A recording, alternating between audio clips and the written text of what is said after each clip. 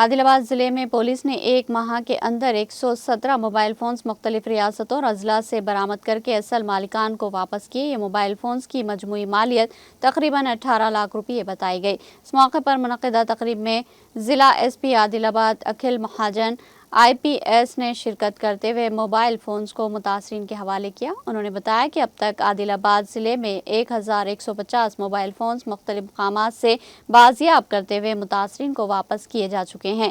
انہوں نے بتایا کہ شمالی ہند کے مختلف علاقوں سے یہ موبائل فونز برآمد کیے گئے۔ ضلع ایس پی عادل آباد IPS نے بتایا کہ موبائل فونز کی بازیابی کے لیے ضلع میں ایک خصوصی پولیس ٹیم تشکیل دی گئی ہے، جس نے شب و روز محنت کے بعد یہ نمایاں کامیابی حاصل کی۔